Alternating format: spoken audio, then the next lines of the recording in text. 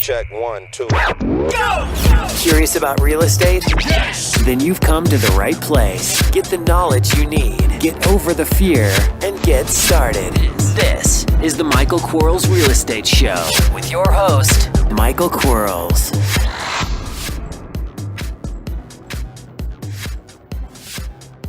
Hello everybody, Michael Quarles. Welcome to Michael Quarles Real Estate Show. Today is Thursday, March 31st. Man, this year is going fast, but it's okay. I'm enjoying it. Just means I'm getting wiser sooner, and that's okay too. Today we have a scenario question. Remember, if you have a question, send it to support@michaelquarles.com. Today we have an interesting scenario question. I'm going to start. Here we go. Can you please explain the difference between wholetailing and wholesaling using the following example of a home I'm working with a seller on?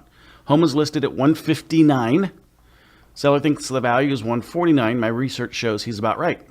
Seller says the lowest he'll go is $135. My research shows ARV is $190. I plan on asking if he will take $99 if that is that low enough. He says he's gotten an offer for $85 and told them to go away. Suppose he says yes to the $99. What do I wholetail it for? And what kind of work do I need to do to wholetail it? For ARV of $190, kitchen, baths, needs rehab, electrical, needs upgrading, paint, carpet. How would the numbers work for wholetailing? Because don't I lose 10% right off the top with brokers' commissions? I can't see how wholetailing is preferable. Please help. Well, whoever wrote this question, boy, you need to get in the coaching program. Because there's so many things wrong with this scenario question. It's going to feel like I'm beating you up just explaining it. But yeah, oh my goodness. I don't know where to start. Maybe let's just start at the top. That's good. Home's listed at $159. You want to try to buy it and resell it? You're crazy. They've already ruined your opportunity. They've already told the world they want $159 for it. So it shows up on the multiple listing service as a property that was either active, pended, contingent, sold, expired, canceled, or withdrawn.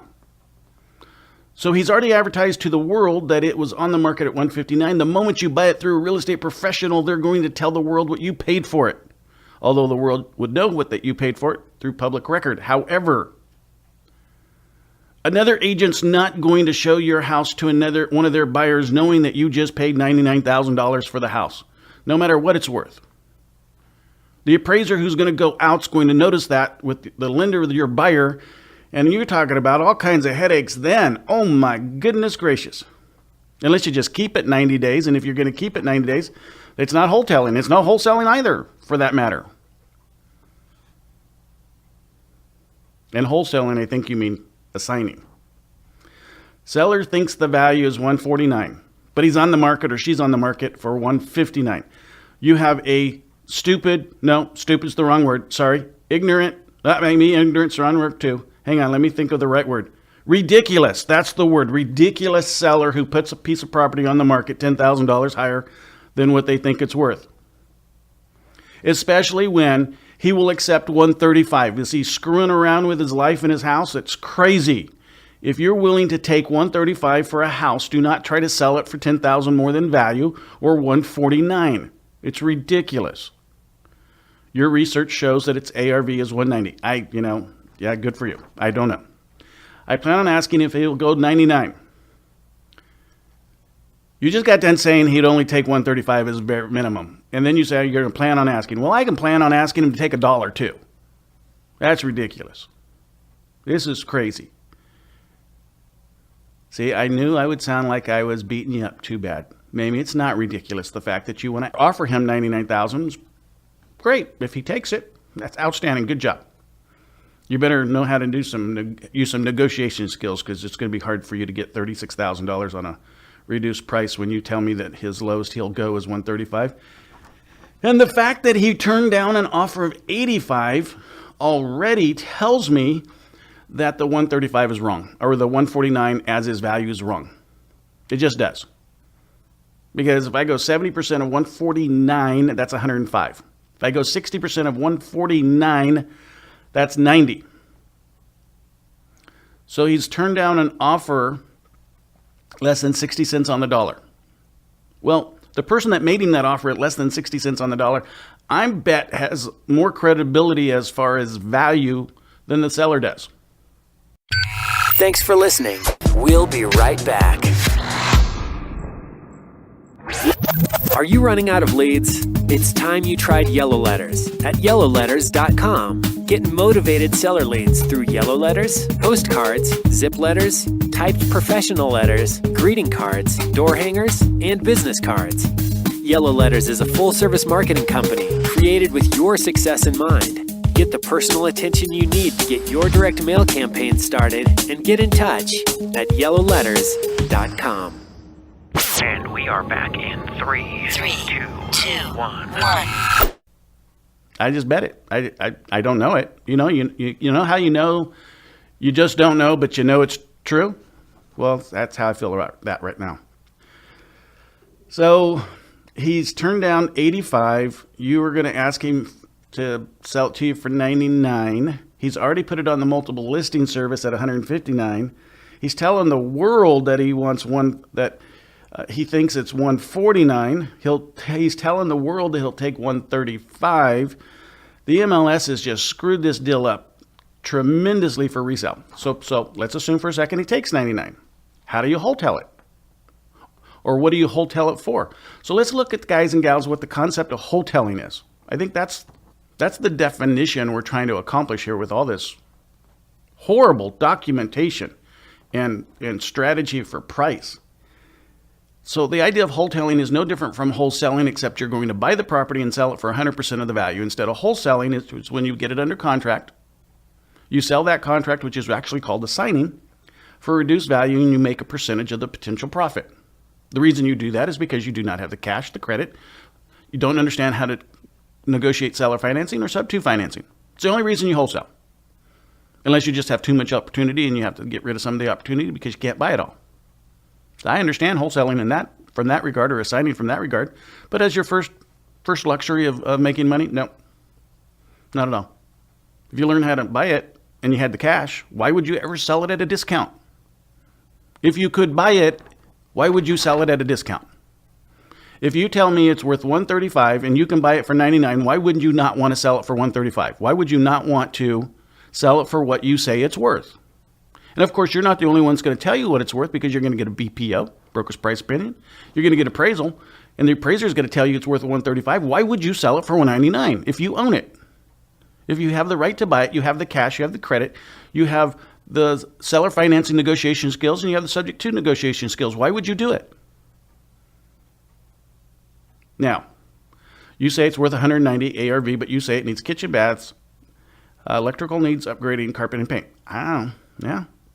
So that's 135 from 190 is $55,000. Yeah, you can get that. I don't know if you can get that for 30, but you might be able to get it for 30. And if you can get it for 30, then your ARV at 190 is probably right. Your BPO will tell you. Absolutely will tell you. So how do you make the money? How do the numbers work for you? Okay, so let's look at wholesaling or assigning for a second. You buy a house for, in this case, $135,000 for 99. What are you going to sell it the contract for? Let's assume for a second you can sell it for 10% of the potential profit. In this case, $36,000. So you're going to make $3,600. Woohoo! For doing all of the work, except for understanding how to buy it, negotiate it, or finance it with the seller. You're doing all the work except for that. So you're losing in that case. Hang on, let's subtract $3,600 from $36,000. $32,400. So you're giving away $32,400 because you don't go to class and learn how to do a subject to seller financing and where cash comes from. Shame on you. But now let's compare it to wholetailing. Yeah, because you have costs. You have 8.25%. Let's call it 10% because that's your example. So I have 10% of the sales price of $135. So I have $13,500 off of the $135. So now I'm going to have $120. What's $120 minus $99? $21,000. So in my case, I make $21,000. In your case, you make $3,600. Which one is better? So that means for every 6 houses I only have to do one. So you have to work 6 times harder because you do not know how to sell or finance, sub-2 negotiate. You don't know where cash comes from or how to buy a house. And you're going to be buying it off the MLS, so you don't even know how to prospect. Learn this real estate business, guys and gals. You can't cheapen your way to success. You have to learn something. I'm all fired up, can you tell? And I actually had a good morning, too. Stopped through Fat in the Box and got me a Diet Coke, because I love my Diet Cokes every morning. Creature of habit. You know, they give me a discount. I don't know if they're giving me a discount because I'm driving a Bentley or they're giving me a discount because I'm getting to an age where I qualify. I don't know, but I don't mind the discount. My regular $2.35 soda now only costs me $1.82, so go figure. And I like the rebate and the discount. But as far as buying the house off the MLS for $159 or $149 or $135 or $99 or $85 or whatever, don't buy houses off the MLS and expect to flip them back again, because you can't assign an MLS contract. It clearly states inside of it you can't. And there's not a real estate agent that represents a seller that's going to waive that statement. They'd be a fool not to or to waive that statement. Learn how to buy it from a seller, directly from a seller. You do that all day long. You make $21,000 on this deal instead of $3,600. But great question, I guess. I just think it's all just so screwed up that it's kind of like asking me how to get peanut butter out of jelly. You can't. Sometimes you just can't get peanut butter out of jelly, and you're trying really hard. And what's the problem is you're not getting an education. Whether it's my coaching or somebody else's coaching, got to be coached. You've got to learn this stuff. Anyway, until next time, I'm sure I fired somebody up. I apologize. Talk to you then. Bye-bye. Thanks for listening to the Michael Quarles Real Estate Show. Get more info and stay in touch at michaelquarles.com.